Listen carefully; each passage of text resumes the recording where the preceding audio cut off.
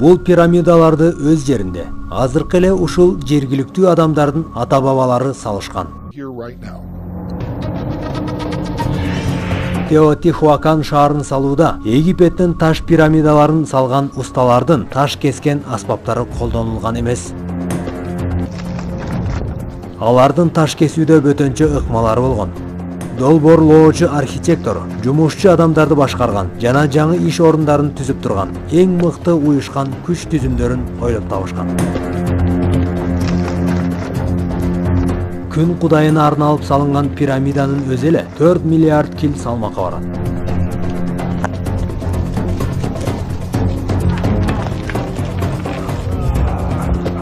Жумушчулардын жоон тобу таш алуу үчүн миңдеген үңкүрлөрдү казууга туура келген.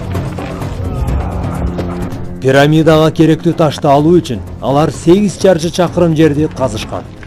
Жана жылаңач кол менен алар 8 чакырым аралыктагы ташты керектүү жайга жеткизүүгө болгон күчүн сарпылашкан.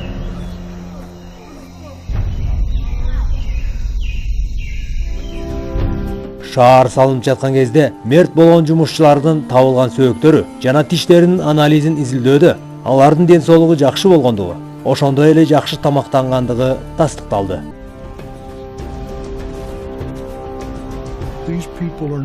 Алар бул зор пирамидаларды кимдир бирөөнүн мажбурлоосу менен салышкан эмес. Бул зор пирамидаларды алар атуулдук парыз же жоопкерчилик катары салышкан. Ананда бул курулушту алар бөтөн бирөөгө эмес, өзүлөрү үчүн курушкан.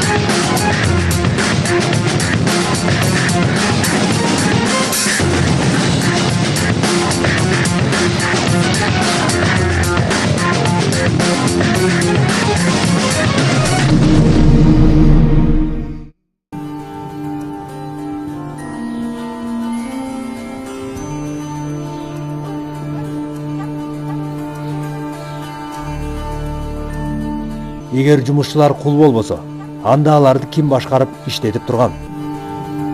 Алардын ханы, эл башчысы, падышасы же императору болду экен? Муну эми эч ким билбейт. Бул сырдуу Теотихуакан шаарын салдырган жана башкарган падыша тууралуу эч бир маалымат жок. Биз алардын кайда жашаганын жана кайсы жерге сөөгү коюлганын билбейбиз.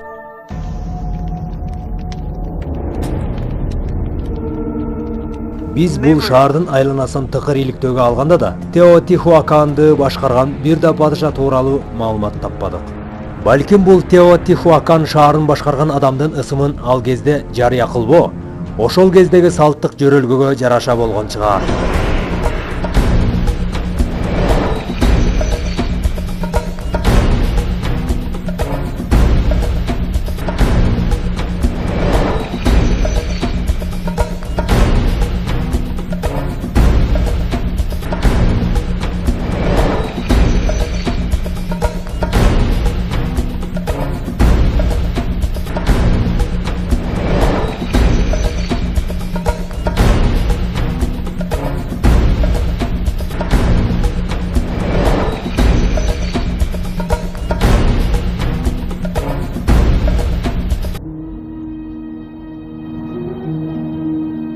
Дээрлик бүт дүйнөнүн баардык элдеринин тарыхында кандай башкаруучу болгондугу тууралуу маалыматтар камтылган. Египет пирамидалары ошол кездеги падышанын урматына жана сөөлөтүнө салынган күмбөз болгон. Ал эми майя элдеринин падышалары глиф же тагыраак айтканда графикалык чегилген жазууларда жазылып калган. Рим императорлору Кудай катары урмат сыйга бөлөнүп, атын даңазалашкан. Гиганттык мрамор айкелдери болсо Америка президенттеринин урматына арналып салынып келген. Көпчүлүк адамдар Теотихуакан шаарын башкарган адамдардын денеси дал ушул пирамидалардын ичине коюлгандыгын айтып келишет. Болжолдоолорго караганда, башкаруучулардын сөөгү шаардын экинчи чоң пирамида ичине коюлган. Ал Ай пирамидасы.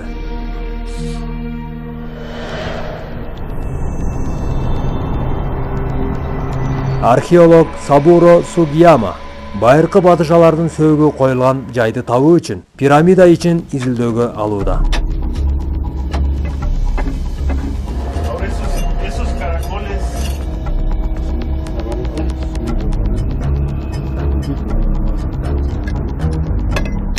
Мындай катаал жайда иштөө өтө кооптуу. Күтүлбөгөн жерден жер алдындагы казылган үңкүр кулап басып калуусу ыктымал эле. Андыктан алар үстү урап, басып калбаш үчүн тирөөчтөрдү такап, аз-аздан казып жатышат. Казылган үңкүрдүн түбүнөн ал күтүүсүз ачылышка туш болду. Ал байыркы имараттын дубалы болуп чыкты. Бул күмбөз эмес, такыр бөлөк пирамиданын дубалы эле. Таң калыштуусу, жогорудагы жер үстүндөгү пирамида жер алдында коюлган өзүнөн дагы мурдагы эски пирамиданы катып жатканы болду. Сугияма казууну андан ары улантты. Мына ошентип ал күтүүсүз бөлөк пирамиданын пайдубалын таап отурат. Бирок табылган муну менен эле токтоп калган жок. Мындан бөлөк дагы бир жана дагы бирөө болуп, удаа толук 3 пирамиданы таап отурат. Биз бул казууда 7 курулуштун изин таба алдык. Айга арналып салынган пирамида биз ойлогондой бир гана курулуштан турбайт. Ал 7 катмар курулуштан түзүлгөн. Бир пирамиданын үстүнө мынча көп пирамиданы ким салды болду экен?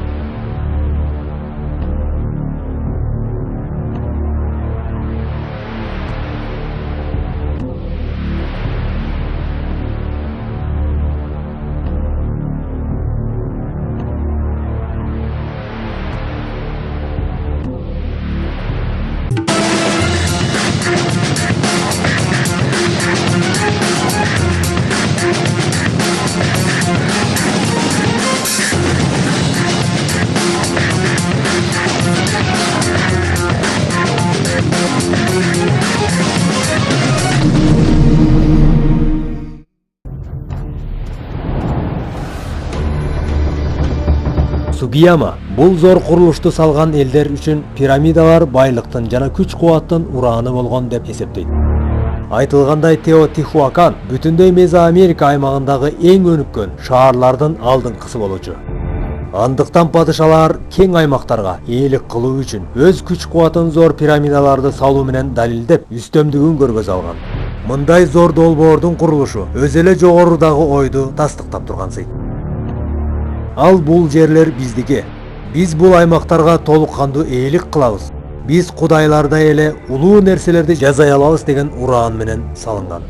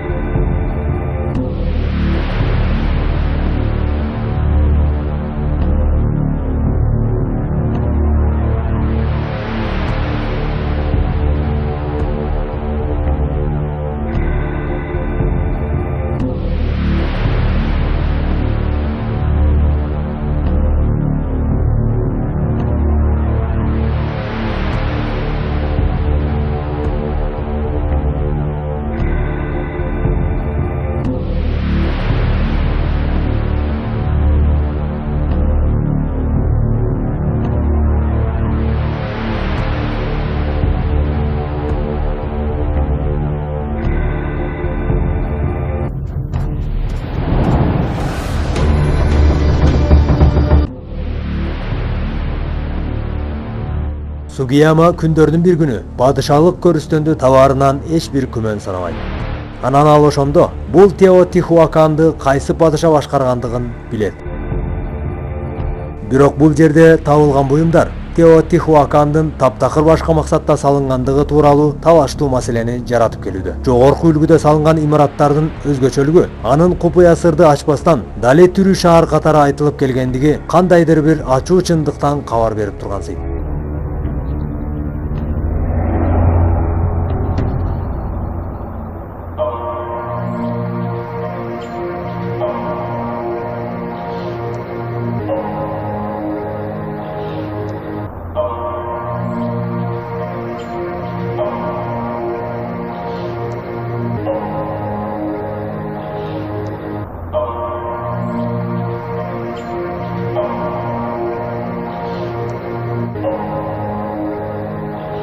Күн пирамидасынын алдында терең үңкүр бар.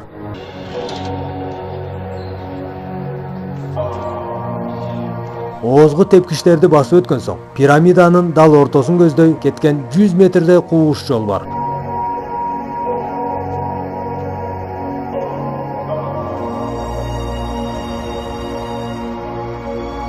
Бул үңкүр Теотихуакандыктар үчүн ыйык деп эсептелинген. Жана алардын адамдарынын сөөгү коюлган. Өлгөндөр аркы дүйнөгө кетет. Ал эми ырым-жырым же салттык сыйынуу үчүн түн ичинде атайы топтошкон адамдар бул жерге келип турушат. Бул жай алардын ишениминде ыйык деп эсептелип, ал эми аны жаап турган күн пирамидасы табияттын ар кандай кырсыктарынан калкалап турат дешкен.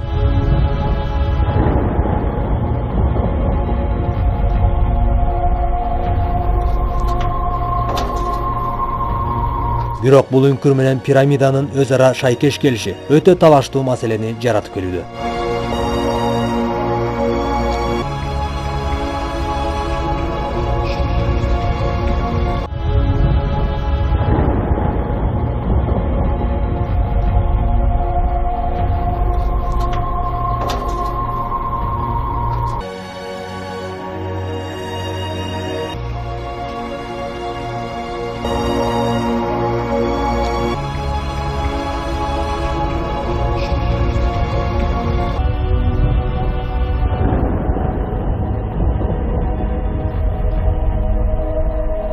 Үңкүр чыгыштан батышты көздөй алып барат.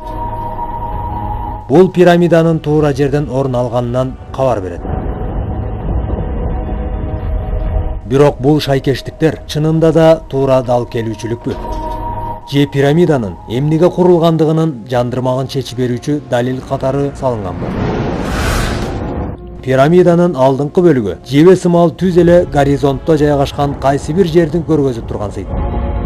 Жылына бир гана жолу дал ушул жебе көргөзүп турган горизонт же тагыраак айтканда асманда 7 сиңди аталышындагы 7 жылдызды мелдеп турат.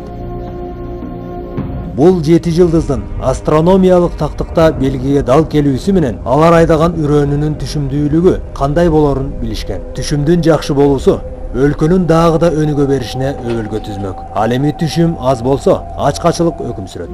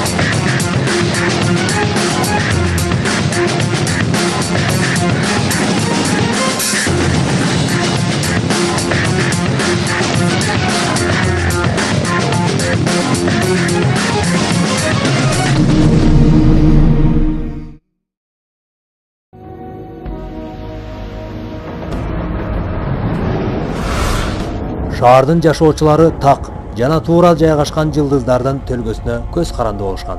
Демек пирамидалардын салынышы да асмандагы жылдыздардын жайгашуусуна ылайык курулган. The Pyramid of the Sun was a huge alarm clock. Күн пирамидасы элди ойготкон же элди дайыма эмгекке чакырып турган. Аны көргөн адам жылдын кандай болоорун, эгин айдоого, оруп жыйууга боло тургандыгын билип, ага жараша иш кылууга мүмкүндүк берген. Айдын чыгышы биздин жашообуз үчүн эң натыйжалуу маалыматтарды берет. Анын чыгышы толушунан биз мезгилди, анын нурунун жалбыракка, тикенге тийишинен убакыттын канчалык өткөнүн биле алабыз. Анда алар асмандагы жылдыздардын жайгашуусуна жараша бул эбегейсиз зор пирамидаларды кантип салышкан? Алар пирамидаларды салыш үчүн андай деле өзгөчө аспаптарды колдонушкан эмес. Чынында мындай курулушту салууга бульдозер, компьютер, атүгүл жөнөкөй сызгыч дагы керектелбейт. Болгону узакка созулган байкоо жүргүзүү керек. Миңдеген адамдардын жана бүтүндөй өнүккөн мамлекеттин тагдыры бир гана адамдын жана ошондой эле бир нече таякчанын алдында чечилет.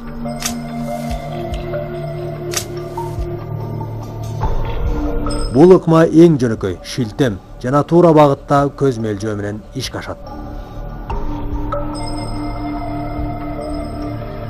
Астроном, же бизче айтканда ошол кездеги жылдызчы, ортосу түз таарылган таякты алыстагы пирамиданын дал ортосуна мээлеп койгон.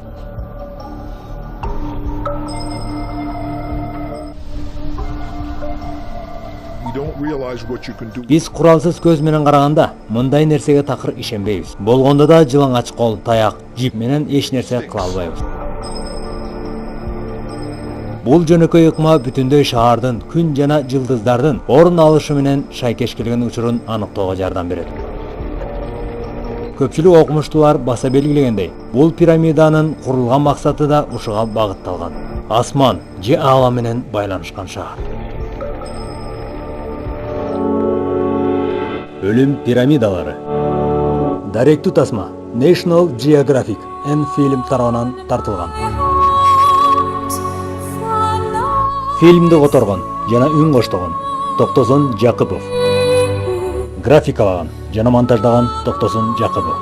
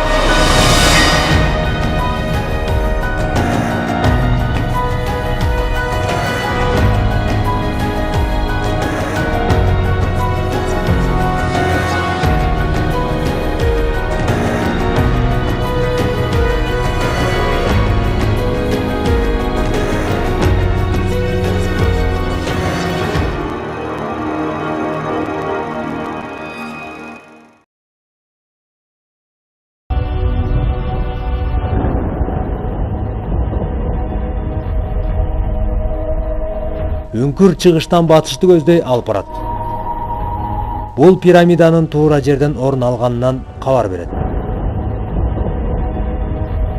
Бирок бул шайкештиктер чынында да туура дал келүүчүлүкпү?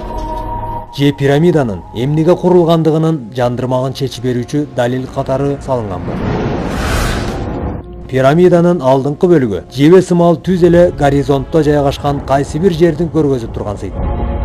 Жылына бир гана жолу дал ушул жебе көргөзүп турган горизонт же тагыраак айтканда асманда 7 сиңди аталышындагы 7 жылдызды мелжеп турат. Бул 7 жылдыздын астрономиялык тактыкта белгиге дал келүүсү менен алар айдаган үрөөнүнүн түшүмдүүлүгү кандай болорун билишкен. Түшүмдүн жакшы болуусу өлкөнүн дагы да өнүгө беришине өбөлгө түзмөк. Ал эми түшүм аз болсо ачкачылык өкүм сүрөт.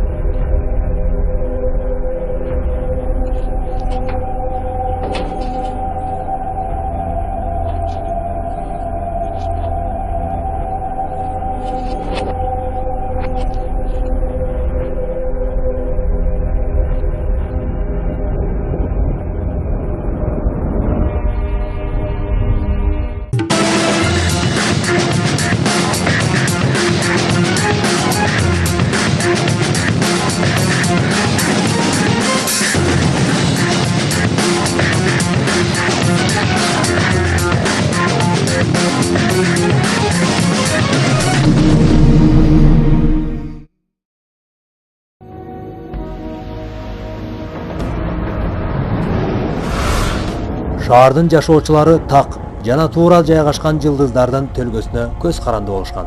Демек пирамидалардын салынышы да асмандагы жылдыздардын жайгашуусуна ылайык курулган. The Pyramid of the Sun was a huge alarm clock. Күн пирамидасы элди ойготкон же элди дайыма эмгекке чакырып турган. Аны көргөн адам жылдын кандай болорун, эгин айдоого, оруп жыйууга боло тургандыгын билип, ага жараша иш кылууга мүмкүндүк берген. Айдын чыгышы биздин жашообуз үчүн эң натыйжалуу маалыматтарды берет. Анын чыгышы толушунан биз мезгилди, анын нурунун жалбыракка, тикенге тийишинен убакыттын канчалык өткөнүн биле алабыз. Анда алар асмандагы жылдыздардын жайгашуусуна жараша бул эбегейсиз зор пирамидаларды кантип салышкан? Алар пирамидаларды салыш үчүн андай деле өзгөчө аспаптарды колдонушкан эмес. Чынында мындай курулушту салууга бульдозер, компьютер, атүгүл жөнөкөй сызгыч дагы керектелбейт. Болгону узакка созулган байкоо жүргүзүү керек. Миңдеген адамдардын жана бүтүндөй өнүккөн мамлекеттин тагдыры бир гана адамдын жана ошондой эле бир нече таякчанын алдында чечилет.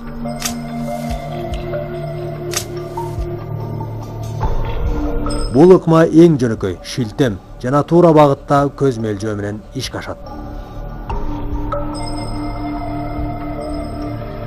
Астроном же бизче айтканда ошол кездеги жылдызчы ортосу түз таарылган таякты алыстагы пирамиданын дал ортосуна мээлеп койгон.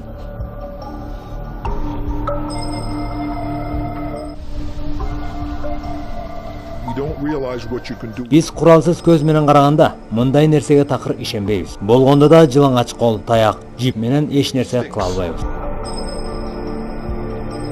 Бул жөнөкөй ыкма бүтүндөй шаардын, күн жана жылдыздардын орун алышы менен шайкеш келген учурун аныктоого жардам берет.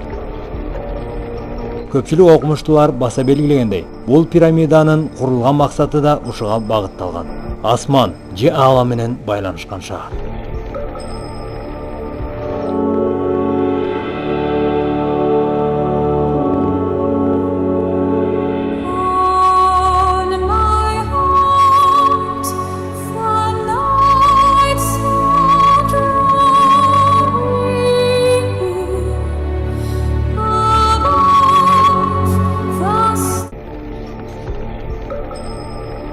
Шаардын түбөлүктүүлүгү үчүн алар бул өзгөчө чиймедеги үлгүнү эч качан бузушпаган жана өзгөртүүгө жол беришкен эмес. Теотихуакан шаарынын жашоочулары ошол кезде асманга карап айга, жылдызга байкоо жүргүзгөндө алар Кудайды карап жатабыз деп ишенишкен. Мындан улам Кудай бул жерге назарын салган. Демек бул жер ийгиликке жетүүчү жай деп эсептелген. Чынында да бир нече кылым ошондой ийгиликке жетип турду. Бир кезде астрономия илиминин негизине таянып жасалган иштер бара-бара татаал, салттык ырым-жырым менен коштоло баштаган. Анан салт катары кабыл алынышына шарт түзүлөт.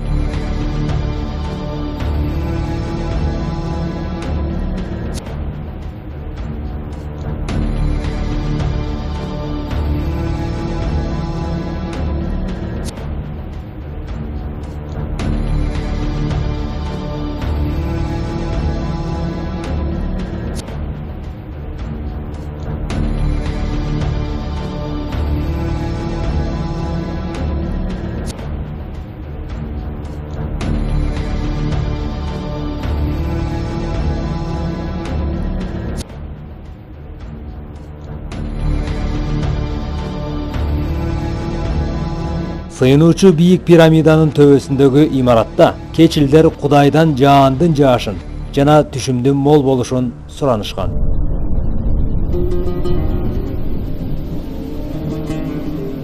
Шаар жылдыздардын жайгашуусу боюнча салынган.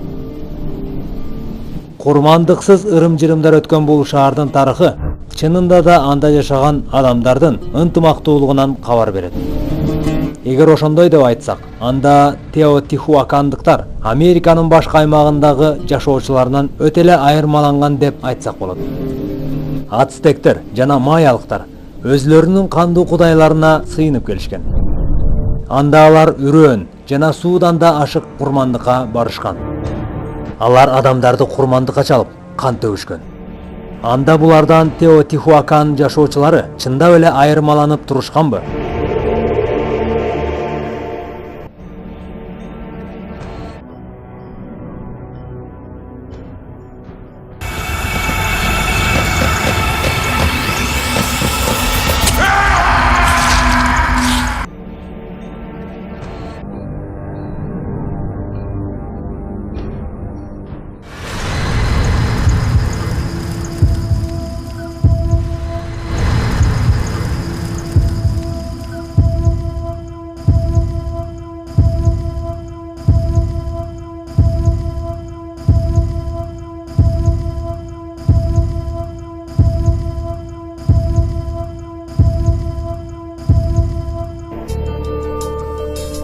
Миңдеген жылдар өткөндөн кийин көпчүлүк ошентип ойлоого мажбур болушат.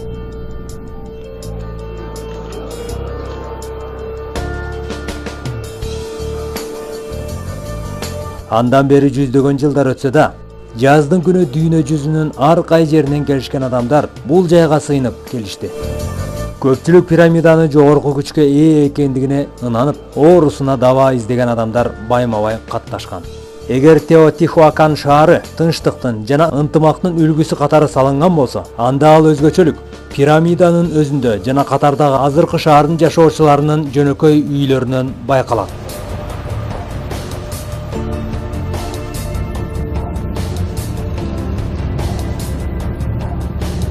Археолог Иэн Робертсон жана Луис Барба катардагы Теотихуакандыктардын жөнөкөй, бирок эски курулган үйлөрүн издеп жүрүшөт. Бул оңой олтоң иш эмес. Шаардын көпчүлүк аймактарында дээрлик казуу иштери жүргүзүлгөн эмес. Байыркы Теотихуакан шаарынын аймагына жаңы 5 заманбап шаар тилкеси түшкөн. Бул жерлер кыйма-чийме көчөлөр, имараттар менен толтурулган. Көпчүлүк учурда булардын изилдөөсүнөн эч бир майнап чыкпай калат. Баалуу артефакттар көбүн эсе жолдордун, дубалдардын, имараттардын алдында калган. Археологиялык баа жеткис табылгалар жок кылынган. Бирок буга карабастан илимпоздор 2000дей таштан тургузулган байыркы имараттарды табышты.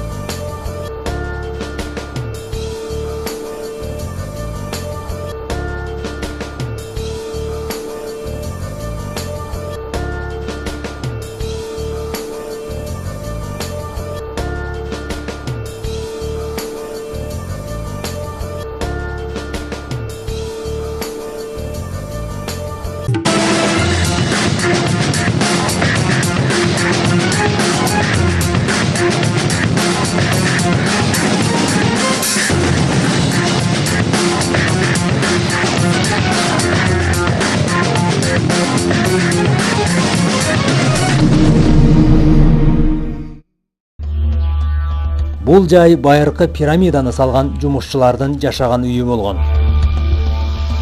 Ал кезде дүйнөдөгү элдердин көпчүлүгү саман, камыш, чатырлуу үйлөрдө жашаган кезде Теотихуакан элдери эбегейсиз чоң, бийик жана көп бөлмөлүү таштан салынган үйлөрдө жашоо кечиришкен.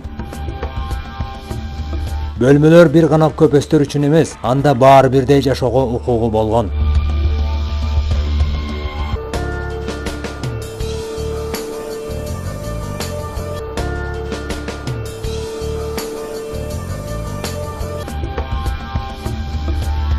Теотихуакан шаары бул катардагы адамдардын жашоосу үчүн үй куруп, ынтымакка чакырган дүйнөдөгү жалгыз бирден бир шаар болгон.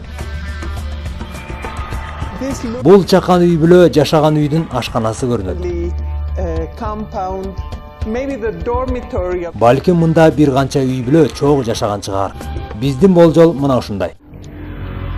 Бул көп бөлмөлүү үйдөн табылган адамдардын бутунун изин изилдөөнүн жыйынтыгында дегеле бул шаарда жашаган жашоочулар ынтымактуу жашоо кечиришкени такталып отурат. Булар согушкан эмес.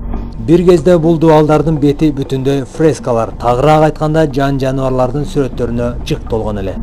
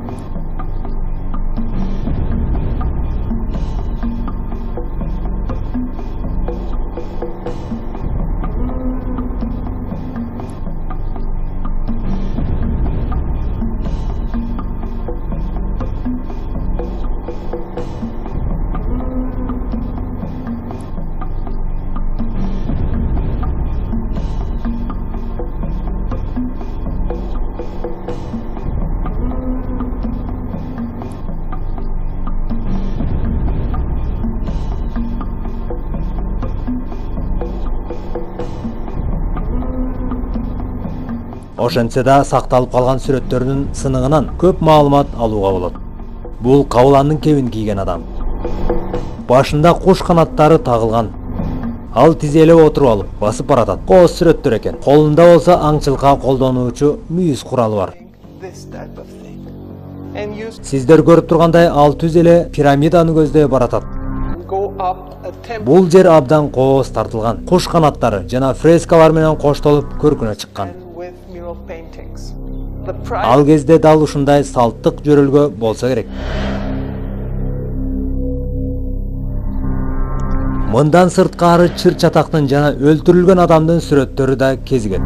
Бирок көпчүлүк учурда алар тоону, жаратылышты, бак даракты, гүлдү, сууну жана түшүнүксүз айбанат түрлөрүн тартышкан.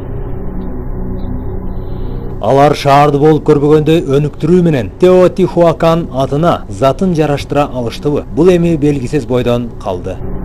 Алар жер шаарына өздөрү тарткан гүлдөгөн жайды жазап алышканбы? Же бул алардын сүрөттөргө тарткан кыял бойдон калдыбы?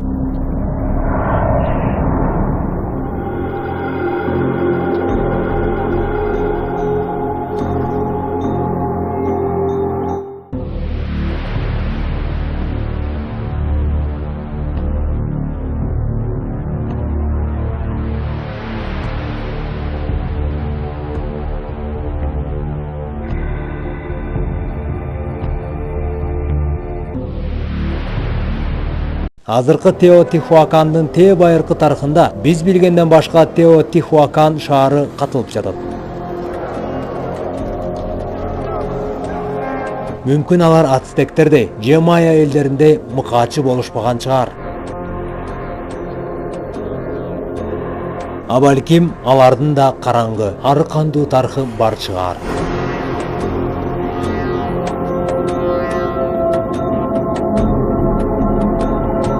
Археолог Сабуро Сугияма Ай пирамидасынын түпкүрүнөн табылган таң калаарлык ачылышты коомчулукка жарыя кылды. Y aquí vamos a cortar un poquito la pared.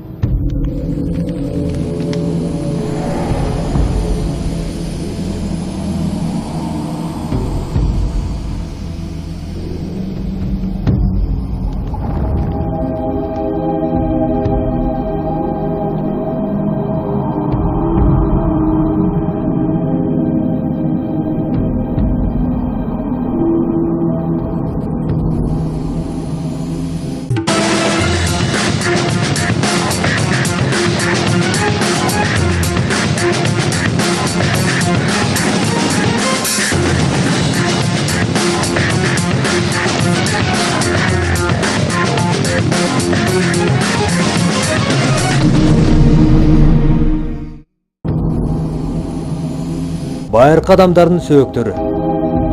Сөөктөр иретсиз топурак арасына чачылган. Бул кадимки сөөк коюу салты боюнча коюлган эмес. Баш сөөктөр денесинен ажыратылган. Колдор артка байланган.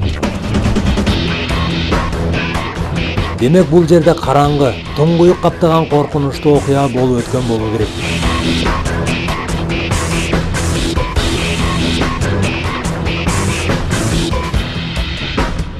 Өлүм пирамидалары.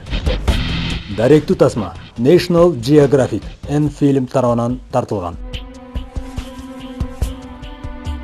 Фильмди которгон жана үн коштогон Токтосун Жакыпов. Графикалаган жана монтаждаган Токтосун Жакыпов.